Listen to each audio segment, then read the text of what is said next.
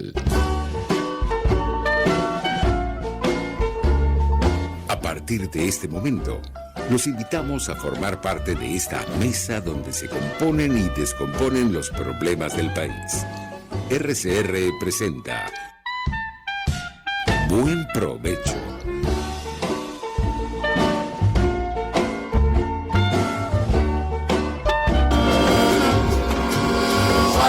La voz de la diáspora en Buen Provecho con el profesor Tomás Carlos. Buenas tardes, querida audiencia global. Hoy, como todos los lunes, desde hace ya años, en esta emisora pionera de la radiodifusión venezolana, en este programa pionero de la diáspora venezolana, conectada a Venezuela y Venezuela conectada a su diáspora. Son 7.200.000 venezolanos fuera, un poco más del 20% de la población del país. En la dirección de la estación se encuentra Jaime Nestares, en la gerencia de producción Willy Zarcaya, en la producción tenemos de nuevo a Génesis Rodríguez, que ya la situación está mejorando, gracias a Dios, gracias a todos, gracias a los médicos que están atendiendo a la mamá de Génesis. En los controles, Gregorio González, y en la conducción, este servidor, Tomás Páez. Antes de presentar a nuestro querido invitado y además conocedor del tema que hoy nos ocupa, que es el de la diáspora, las elecciones, la participación, un experto, ya le voy a presentar el currículum para que se den cuenta. Tres cositas. Primero, el asesinato, no se sabe si murió en la frontera venezolana, la información es confusa, del representante de la FARC, Marquetalia, esa nueva decisión de la FARC que continuó haciendo de las suyas con las armas, ¿no? Resaltar el evento fronterizo que se produjo, que se está produciendo en la frontera colombo-venezolana, con la participación de Fede Cámaras, del capítulo de la Cámara Colombo-Venezolana en Cúcuta. La información de amenazas de deportación de 100.000 venezolanos que por distintas razones no han podido arreglar sus papeles.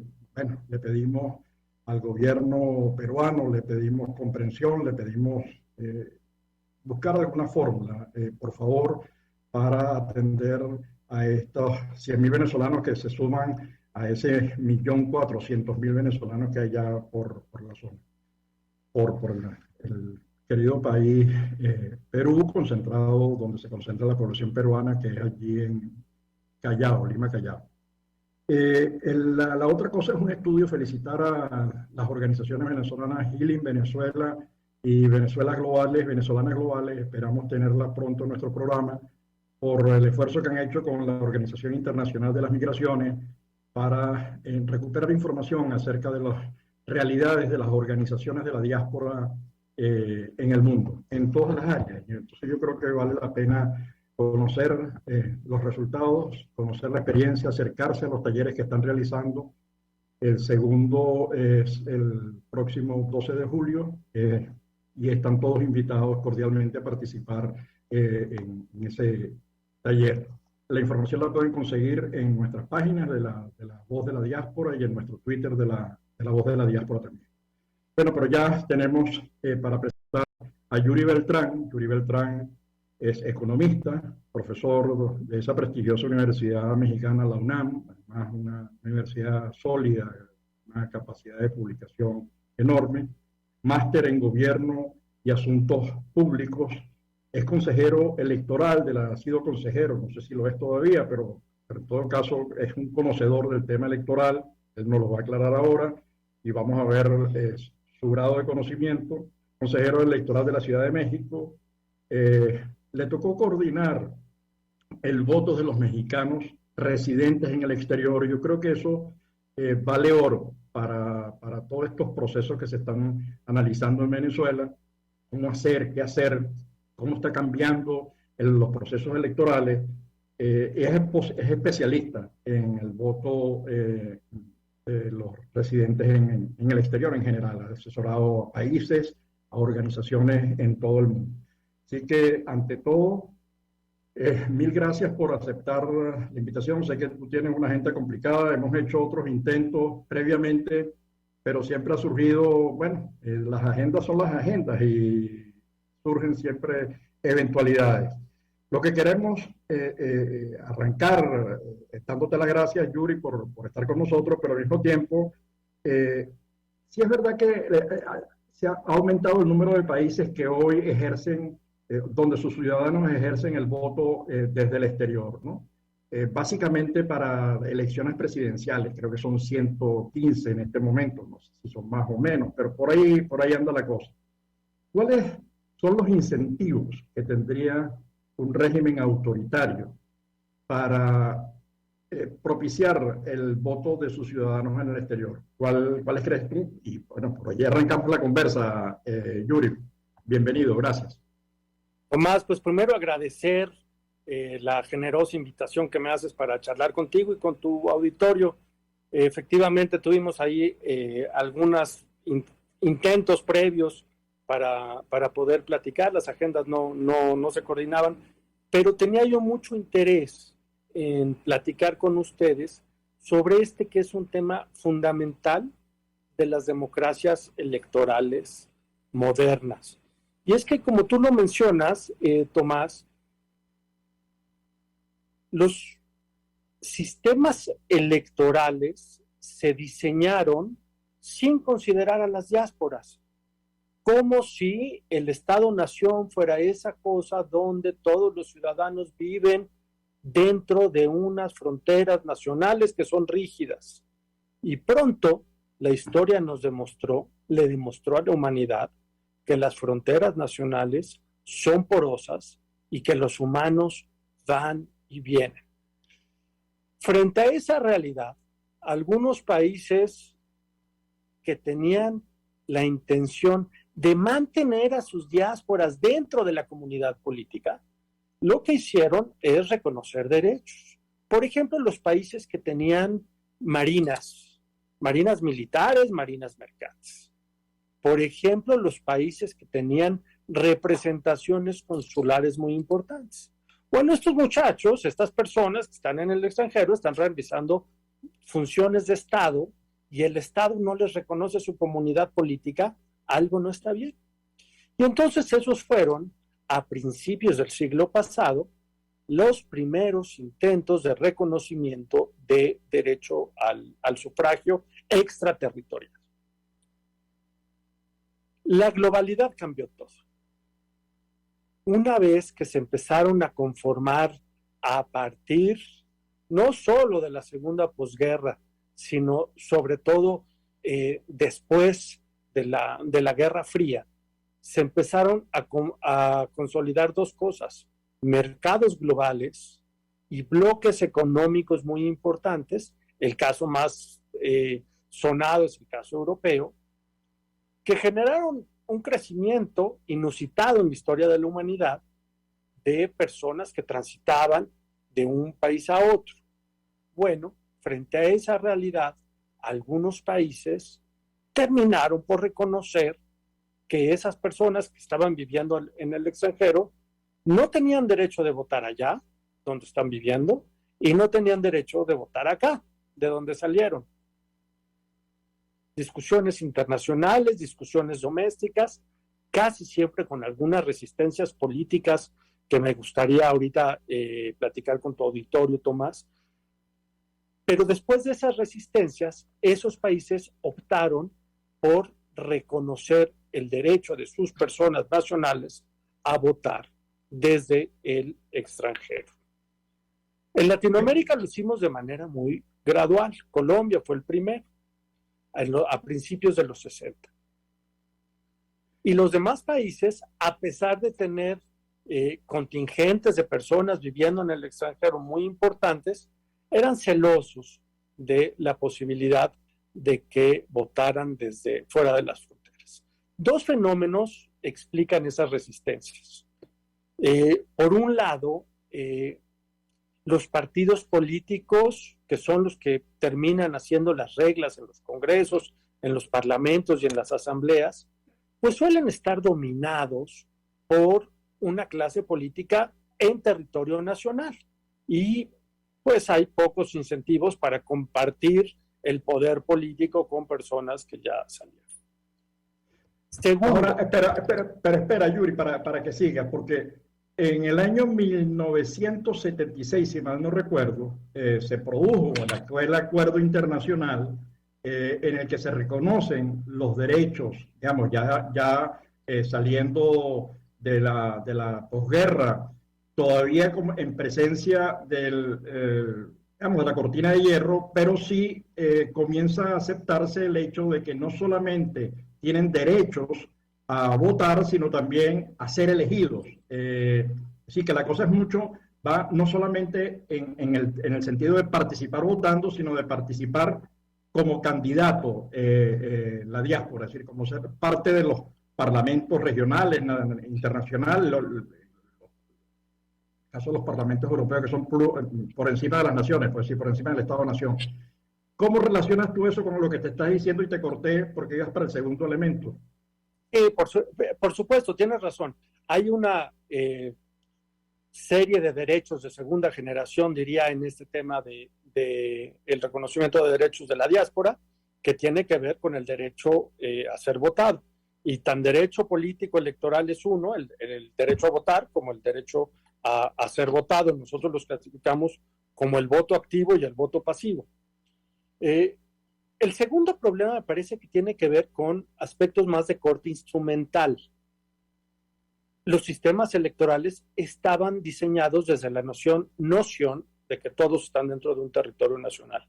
Así se diseñan los distritos electorales que conforman la famosa geografía electoral, así hacen los institutos electorales cuando deciden dónde poner sus oficinas, pero sobre todo así se diseñan las normas que dicen qué se puede hacer y qué no se puede hacer dentro de un proceso electoral, pues esas normas se aplican dentro de un territorio nacional.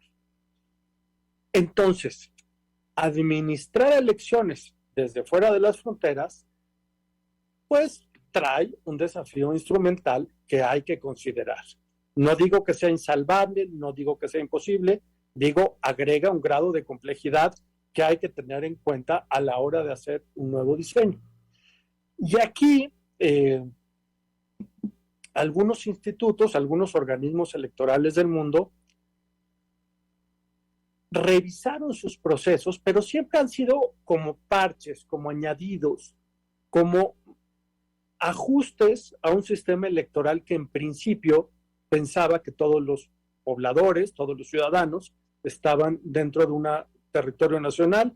El caso de Venezuela, como el caso de México, como el caso de la India, como el caso de China, ilustran lo equivocado de esa noción. Entonces, pues sí, ahora tenemos que pensar en distintos temas, en el derecho a votar y ser votados de los nacionales de un Estado. Y si me apuras, también en los derechos políticos de los inmigrantes a algunos países. Chile históricamente ha reconocido que sus inmigrantes tienen derecho a participar, a votar en sus elecciones locales. Lo mismo hace Colombia. Lo mismo hacen buena parte de los países europeos. En los presupuestos participativos, que es quizá la versión más acabada de la democracia participativa, tradicionalmente los migrantes pueden votar. Y esa es una tercera generación de derechos político-electorales que están discutiéndose en este momento en buena parte de los países del mundo. Y si me apuras, Tomás, para cerrar esta idea, creo que la cuarta generación de temas a discutir en este aspecto tiene que ver con los derechos partidistas de las diásporas.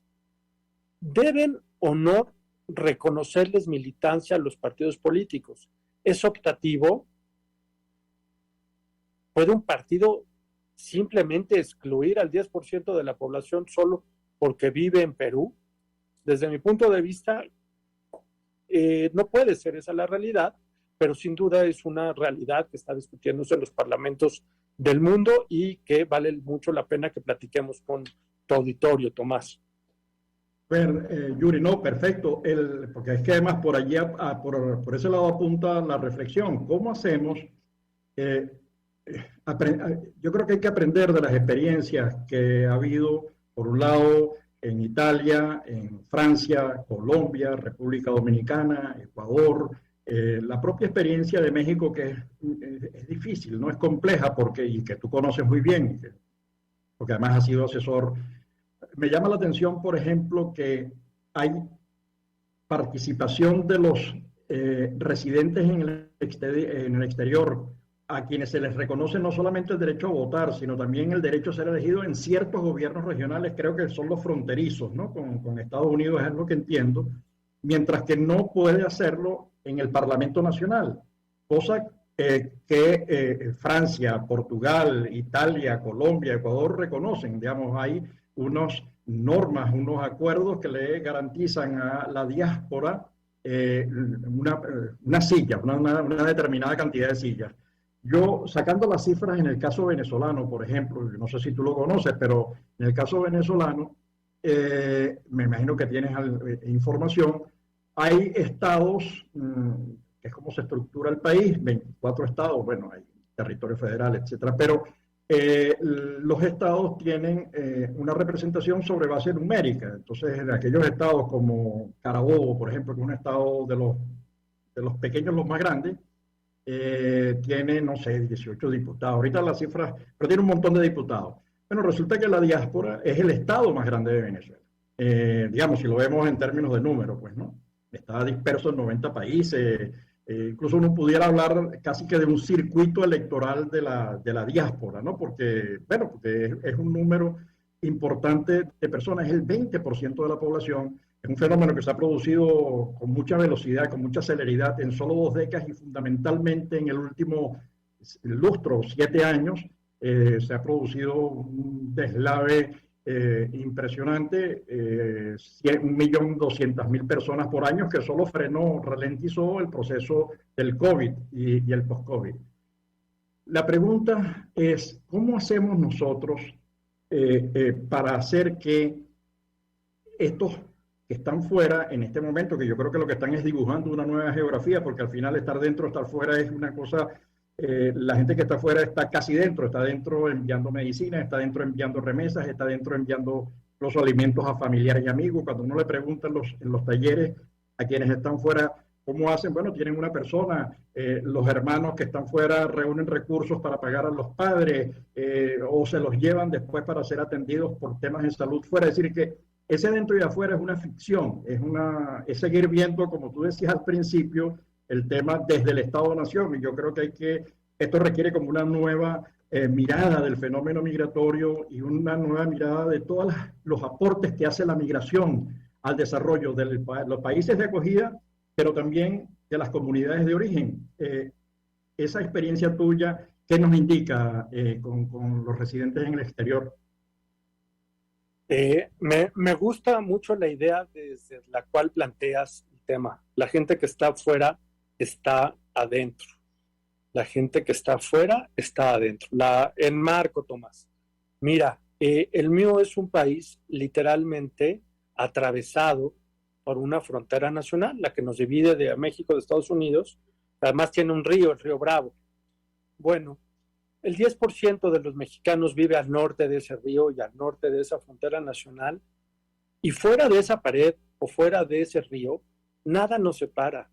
Mantenemos las mismas tradiciones, la misma comida, los mismos círculos sociales, y con el paso del tiempo se han hecho puntos de origen y destino entre distintas ciudades mexicanas y ciudades norteamericanas que están literalmente pobladas por mexicanos. En ese contexto, vale la pena destacar los esfuerzos que hizo mi país por rehacer una relación política con ese 10% de la población que vive fuera.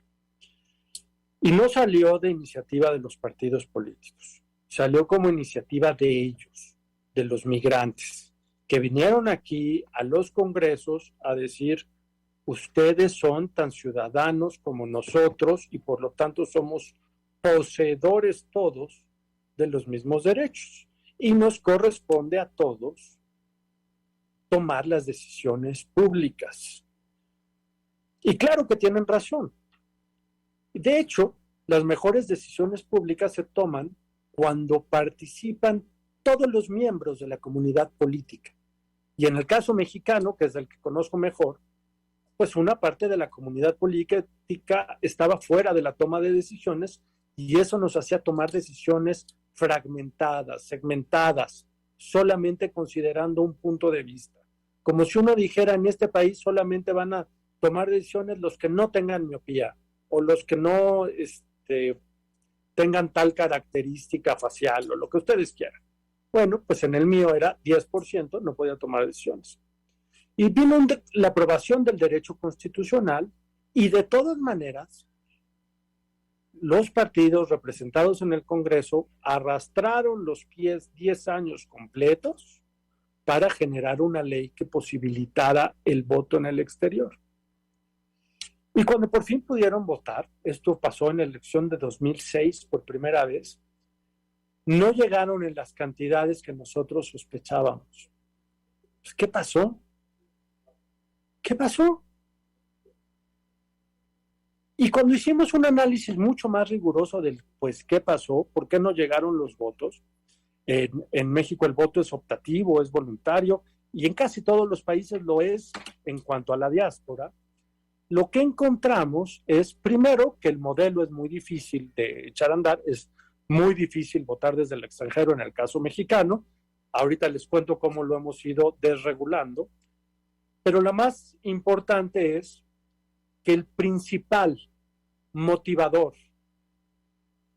del voto es la representación, es ver a nuestros propios iguales o a nuestros propios líderes candidateados para puestos en el Congreso, para puestos en la representación política. Y entonces, las naciones que reconocen el voto, pero no reconocen el derecho a ser votados, se equivocan, porque no generan los incentivos políticos para que la gente quiera ir a votar. Y con toda razón, pues ¿quién va a querer ir a votar si no se tiene ahí a uno de los nuestros, en el caso mexicano, a uno de los residentes en Los Ángeles o Chicago, pues como candidato para hablar por esa comunidad política en el Congreso Nacional? Y de eso es el círculo, ahora sí, virtuoso que hemos conocido. ¿Cuál es la elección más copiosa en la historia de las elecciones transnacionales? Pues una elección italiana. ¿Qué hacen los italianos? Pues reconocen una circunscripción completa de sus residentes en el extranjero y los toman en cuenta para la toma de decisiones, los toman en cuenta en el Parlamento italiano, y entonces lo que generaron es un vínculo político de la diáspora con la clase política local, y eso, pues sin duda, genera incentivos importantes. Te tengo que cortar, pero no quiero que lo retomes con el tema italiano, porque creo que es uno de los casos excelentes. Estamos llegando al implacable tiempo de la publicidad, y así que vamos a corte, pero regresamos en minutos. Así que, por favor, desconéctate y te vuelves a conectar al link.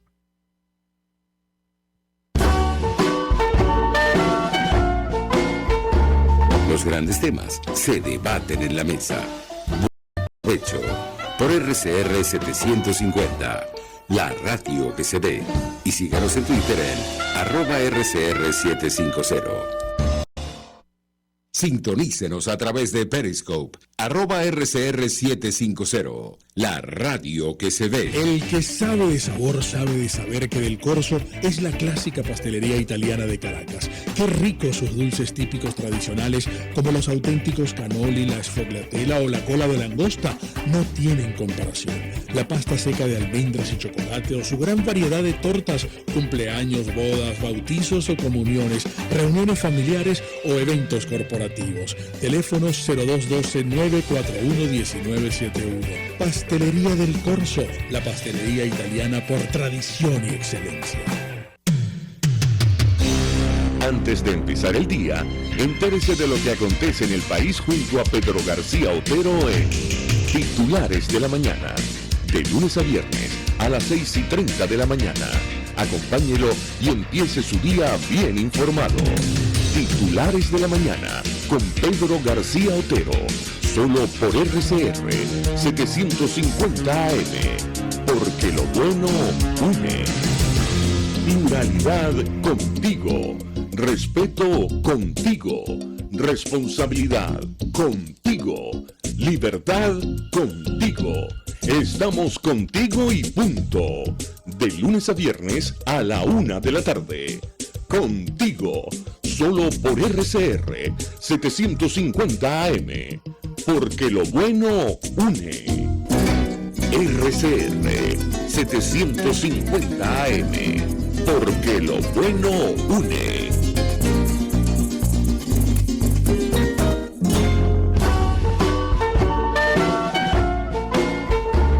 Escuchas Buen Provecho por RCR 750, la radio que se ve. Bueno, de regreso a nuestro segundo segmento con nuestro invitado de verdad de lujo, Yuri Beltrán. Yuri es economista, profesor en la prestigiosa Universidad Mexicana, la UNAM, que es un monstruo de universidad por lo inmenso y por la capacidad de producción que tiene. Pero además es un experto en el tema electoral, ha participado de manera directa, siendo asesor de instituciones electorales en México y al mismo tiempo conocedor de lo que es el trabajo con las diásporas. Es además directivo de una empresa de consultoría en el tema electoral, una palabra que le gusta mucho a César Miguel Rondón, que es Capicúa. Entonces, viene desarrollando una intensa actividad de asesoría en el mundo. Habíamos quedado en varias cosas.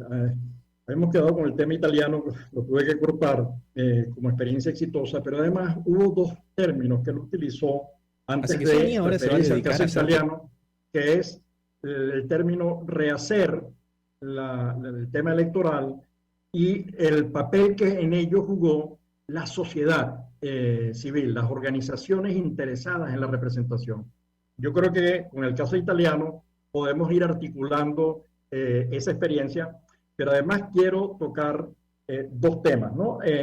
Por un lado hay estrategias de inclusión y otras de exclusión en el tema electoral. Tú te tocaste en algún momento el papel de algunos partidos políticos más bien centrados en casi que evitar o no facilitar la participación, y eso estaba vinculado con el tema de la visibilización o invisibilización de las diásporas, ¿no? Porque hay países a los que parece que no interesarle mucho quienes están fuera. Así que te lo dejo allí es una macro pregunta, como comprenderás, Yuri, pero usted tiene capacidad para hacerlo.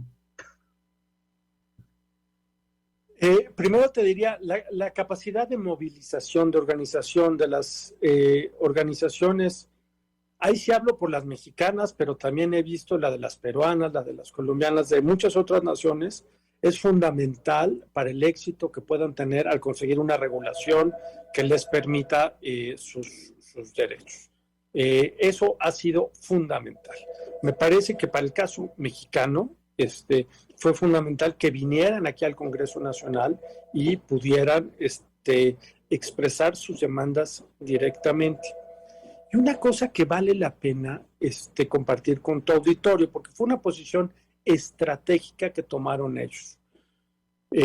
Como saben, buena parte de la economía mexicana depende de las remesas que nos envían nuestros familiares residiendo en el extranjero. Y ellos decidieron, a pesar de la importancia económica que tiene las remesas, ya es una fuente de ingresos superior al petróleo para nosotros, decidieron no usar ese argumento. ¿Y por qué decidieron no usar ese argumento?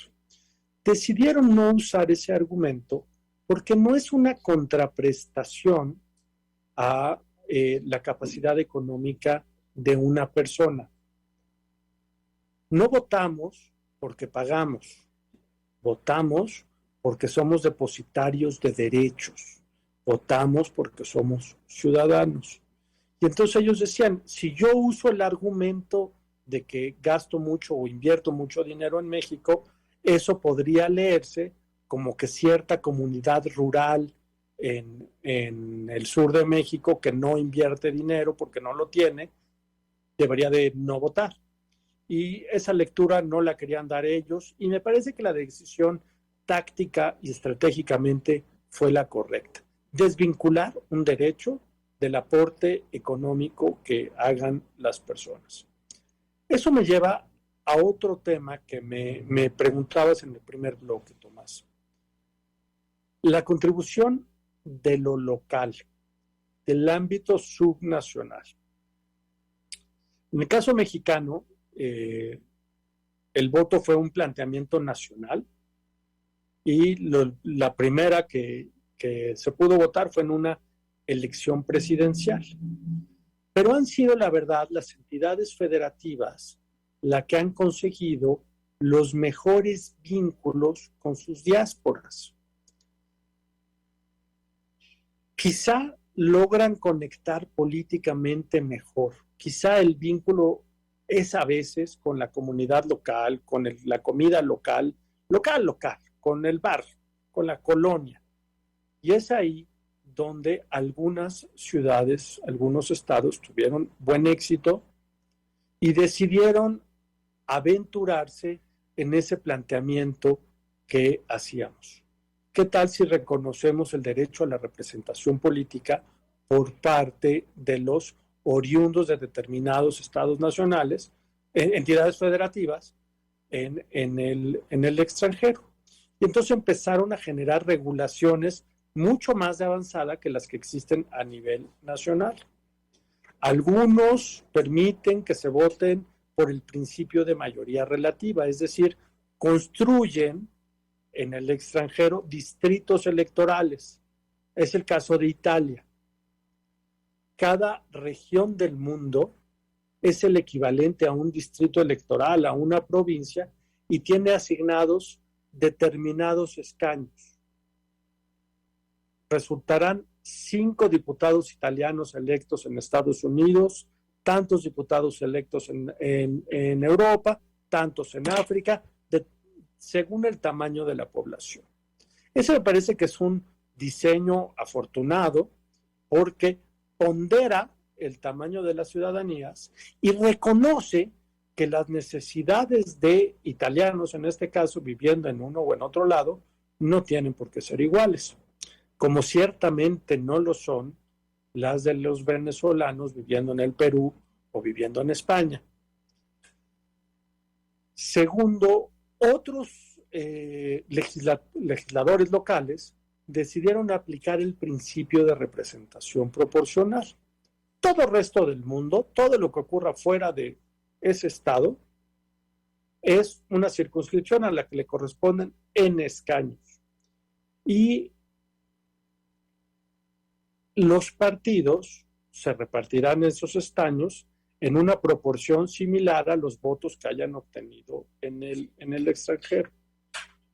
Unos más reconocen la posibilidad de que voten en la diáspora, pero deben de votar por candidatos residentes en territorio nacional. Típicamente son candidatos binacionales que pasan una parte del año viviendo en el extranjero y una parte del año viviendo dentro del país, cosa que en el caso mexicano se explica por los ciclos agrícolas. Existen varias posibilidades, pero la lectura que quisiera compartir con tu auditorio es que el incentivo a la participación política es la representación y que los nexos, los vínculos, los conectores entre la diáspora y la patria a veces se van por temas nacionales, pero a veces se van por temas subnacionales que generan un mayor arraigo, especialmente cuando lo vemos como decían mis paisanos, no lo veamos en términos de aportación de dinero. Está bien, no lo vemos en términos de aportación de dinero. Veámoslo en número de llamadas telefónicas, en número de cartas, en número de cartas de amor que se escriben desde una comunidad en el extranjero con parejas que quedaron separadas y siguen en el territorio nacional. Y cuando uno comprende ese vínculo emocional que existe entre la diáspora y quienes permanecen en el territorio, entiende por qué su contribución política es tan importante y por qué un país no se puede dar el lujo de perderse de esos ciudadanos en la toma de decisiones.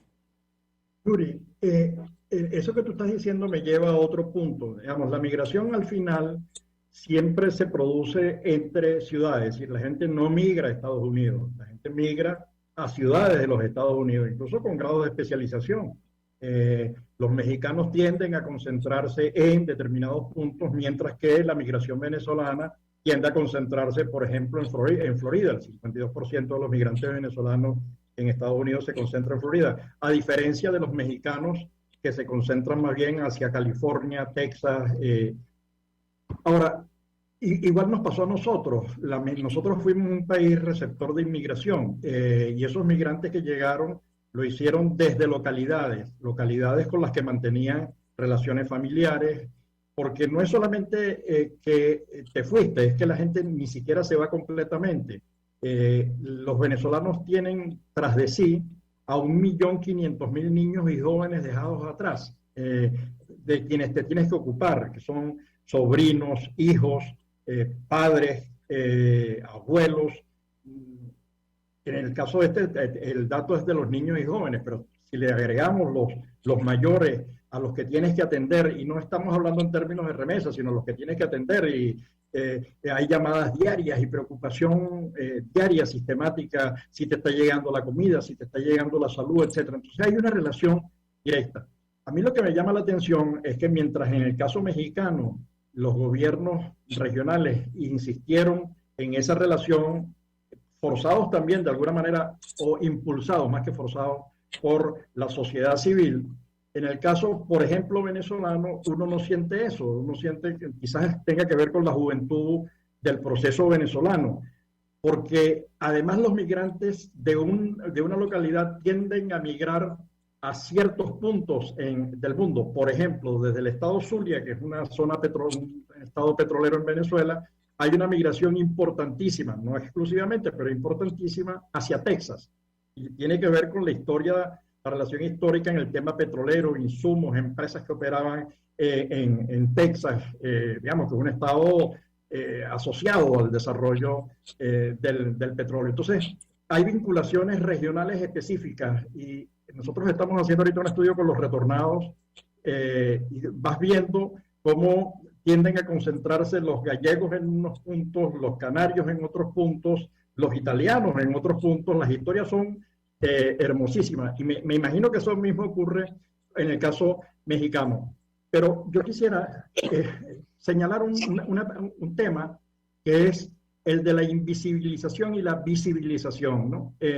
Yo veo que en el caso, por ejemplo, Colombia, y ahora Ecuador, y lo hizo Brasil, lo está haciendo República Dominicana también, se produjo un corte se nos fue la imagen de Yuri. No, la pregunta que le quería dejar en el aire a Yuri tenía que ver con el hecho de que, por un lado, hay países que tienden a visibilizar la situación de las diásporas. El caso colombiano inmediatamente tiende a regularizarla. El caso ecuatoriano que acaba de decidirlo Lasso también. Brasil ha gerenciado a la diáspora venezolana con brazos abiertos. República Dominicana. Y hay incluso el propio Perú, donde tenemos en este momento 100.000 personas que no han actualizado sus datos de manera adecuada. Pero hay la idea de que es posible resolver esto. Estamos hablando de 100.000 personas dentro de un mundo de 1.400.000. Entonces, mientras eso ocurre, en el caso venezolano pasa lo contrario, ¿no? En el entretanto, Venezuela lo que hace es invisibilizar a su diáspora. No existe. no, la minimizan, incluso cuando uno habla de las cifras, empiezan a criticarlo, como se hizo con la canciller colombiana, quien se la llamó, quien fue el ministro Plasencia, le dijo que era una exagerada. Bueno, pero entonces ponga las cifras que usted tiene, ¿no? No me diga exagerado, con contraste, produzca una cifra oficial. Entonces, no hay cifras oficiales sobre la diáspora. Entonces tú dices, bueno, hay una intención de regularizar allá y una intención de invisibilizar acá de parte del régimen venezolano. Ok, viene la segunda fase. Ok, estas personas quieren votar, los que están fuera tienen el derecho al voto, por lo menos a nivel presidencial y referente. Eso está garantizado en la Constitución. Y está excluida en la Constitución el derecho reconocido por Venezuela en el año 1976, el derecho social y político, no solamente a elegir, sino a ser elegido, ¿no? Entonces allí hay un derecho constitucional, está consagrado en la Constitución la eliminación de un derecho compartido por Venezuela y reconocido del derecho social y político a votar y ser votado. Pero además, el tema, si no fuese esto ya lo suficientemente grave o lo suficientemente preocupante, el tema es que el gobierno venezolano, la estructura de poder en Venezuela, en este caso el CNE, ya retomamos estaba comentando Yuri, gracias por el retorno, estaba comentando el tema de cómo hay gobiernos y países que visibilizan a la diáspora y la integran rápidamente, como ha hecho Colombia, como ha hecho Brasil, como ha hecho Perú, como ha hecho Chile, digamos, tratando de buscar siempre mecanismos ad hoc para tratar de responder al requerimiento humano de la diáspora venezolana, es decir, hacerla visible, porque hacerla visible es hacerle posible que se inserte en el mercado laboral, que pueda abrir una cuenta bancaria, etcétera, etcétera, ¿no? Ser partícipe de esa sociedad en la que convive. Mientras eso ocurre, en el caso venezolano, se invisibiliza, la diáspora no existe, y en segundo lugar, en el tema electoral, no solamente se invisibiliza, sino que se le exige lo que no exigen los países. Digamos, los países intentan regularizar a los venezolanos y actuando por encima incluso de la intención de los países que acogen a los venezolanos, sacan un famoso decreto que uno no sabe, decreto, ley, la verdad que yo no conozco mucho el tema legal, pero en todo caso hay una decisión de impedir que aquellos venezolanos que están en condición irregular, es decir, lo que Colombia hace, que agarra a los irregulares y los regulariza, Venezuela los vuelve irregulares también, ¿no? Los invisibiliza y los irregulariza. Entonces, les hace imposible votar. ¿Cómo hacemos con un caso como este? Yo no sé si lo conoces, el caso venezolano, pero ¿cómo hacemos con ese caso? Digamos, porque esto es la guinda del postre, porque es una locura. Yo, bueno, primero soy muy respetuoso del caso venezolano, lo conozco muy por encima. Lo que diría es la doctrina, el derecho, nos dice no existe ningún ser humano ilegal. Todos los seres humanos somos seres humanos y como tales estamos protegidos por nuestros derechos. Y los derechos político-electorales son derechos humanos como cualquier otro. Entonces, los tenemos que ver con esa importancia. Desde esa lógica, nosotros en México hemos estado tratando con el tema, creo que es el opuesto al que tú me planteas. Casi toda nuestra diáspora tiene un estatus migratorio irregular en el país en el que llegan. Y eso, pues si no es impedimento para el país que los recibe, pues menos lo va a ser para nosotros. Que ejerzan sus derechos. Necesitamos que ejerzan sus derechos, que forman parte de la comunidad política, porque ningún ser humano en el mundo es ilegal.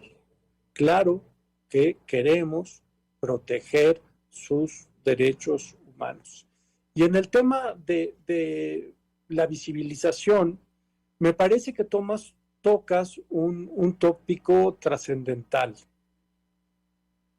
Tendemos desde territorio nacional a veces a imaginar cómo son los migrantes, a imaginar cuántos son, a imaginar, y lo cierto es que ni todos son iguales, ni los números se mantienen constantes en el tiempo. Uno puede ver oleadas migratorias que vale la pena considerar, momentos de mucho flujo hacia afuera, momentos de mucho retorno hacia el interior, y estar conscientes de esa dinámica y de esa diversidad nos convierte en mucho mejores conocedores de la realidad política de nuestros países. Insisto, porque la realidad política de nuestros países es la de los habitantes de adentro y la de los habitantes de fuera. Toda es la realidad política, y entonces conocer bien esa diversidad, y por supuesto ahí los estudiosos como tú, que han estado generando datos específicos de dónde están, cuántos son, qué piensan, cuáles son sus expectativas en la vida, nos permiten a los que seguimos el tema migratorio, pues tener datos a la mano que nos permiten conocer, Tomás, cómo es ahorita las migraciones en el mundo. Y ciertamente tú has sido uno de los principales generadores de información sobre la migración venezolana, y no quería irme de este espacio sin reconocerte esa contribución a los estudios. Bien, mil gracias, Yuri, de verdad, por esas palabras.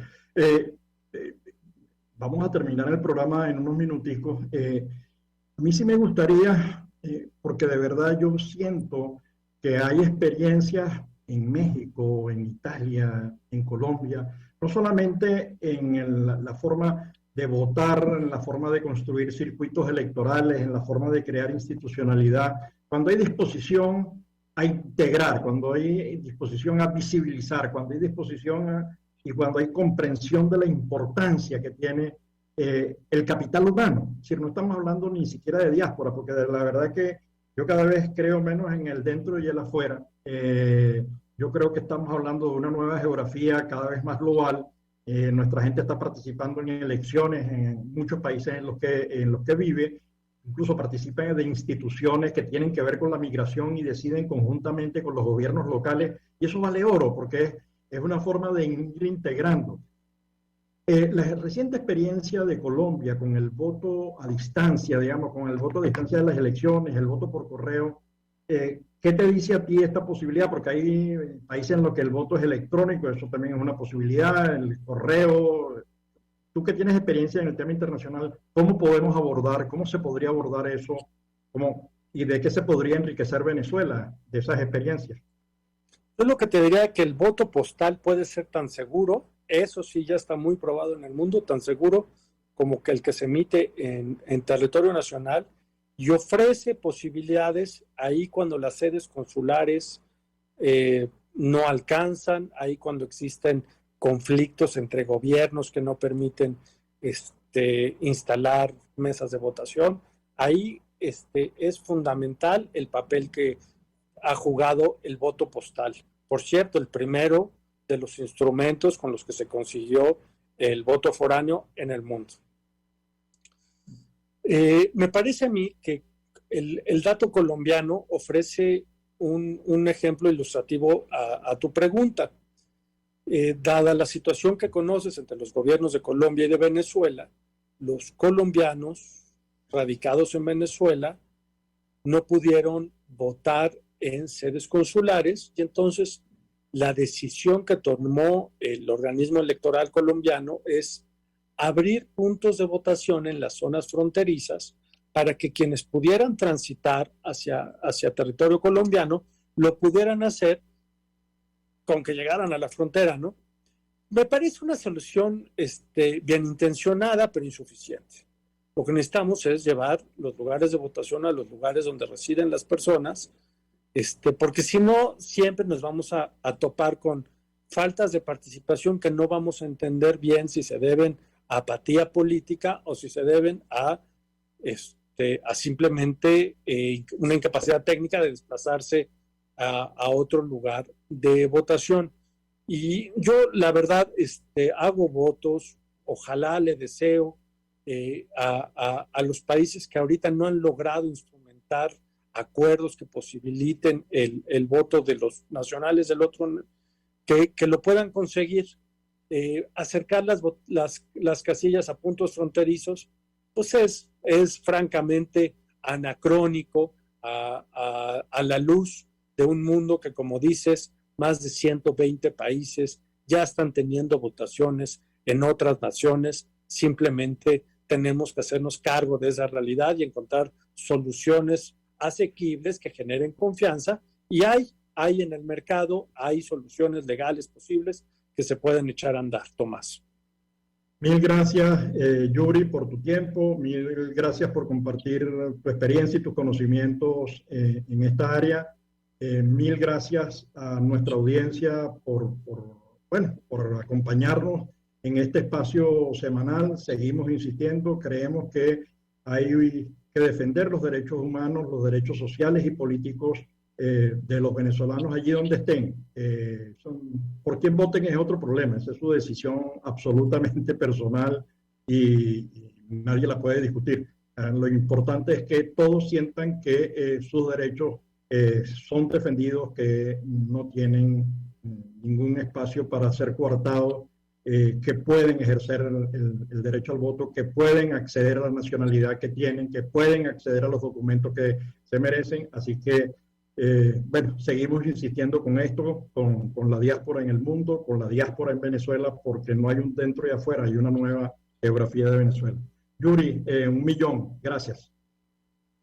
Gracias, un gusto platicar contigo y con tu auditorio. Hasta luego. Gracias. Nos seguimos viendo. La voz de la diáspora, en Buen Provecho, con el profesor Tomás Vargas.